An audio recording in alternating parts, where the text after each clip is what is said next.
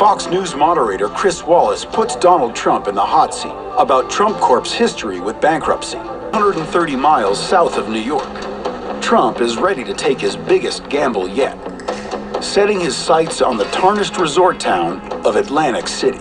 We were a dying resort.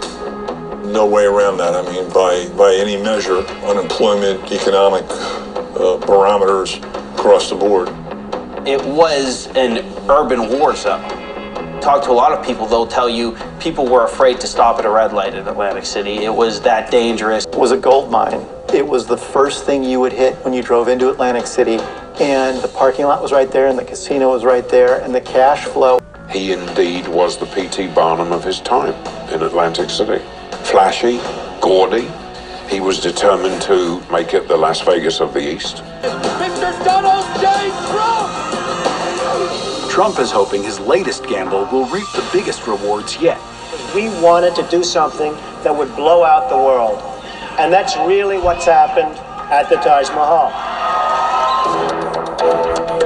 At its unveiling, the Taj Mahal proves everything Trump promised in size and opulence. $14 million worth of Austrian crystal chandeliers. $4 million in uniforms and costumes for entertainers in the lobby. But Trump's billion-dollar baby is born into a real estate market in sharp decline. With the stock market crash of 1987, the country suffered an economic downturn, and by 1990 was in a full-blown recession.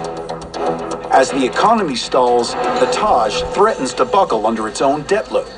With a slumping economy, the business can't recoup the money needed to pay the high-interest debt used to build the billion-dollar super casino. Donald Trump has to take in $1 million a day at the Taj Mahal just to break even.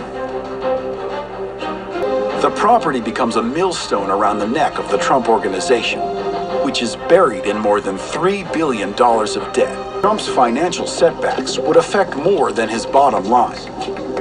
He was staring into the abyss, and it was possible that the Trump brand would be no more.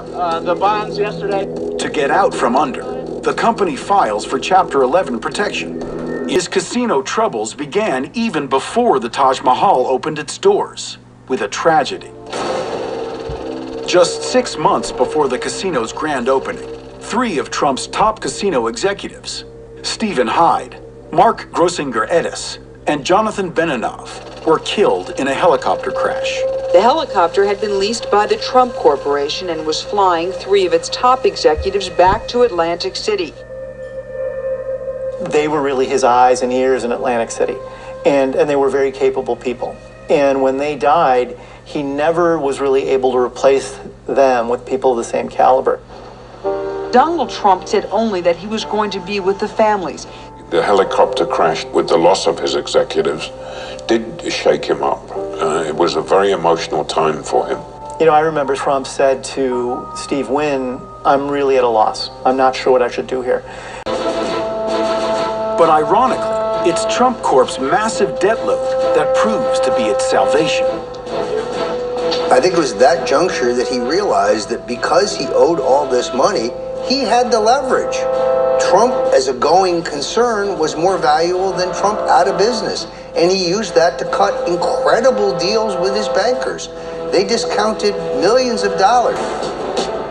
Trump negotiates a reorganization of the debt while keeping the Taj Mahal open. In exchange, he gives up half his personal stake in the casino and sells the Trump Princess yacht and the Trump shuttle airline. He's better when the chips are down.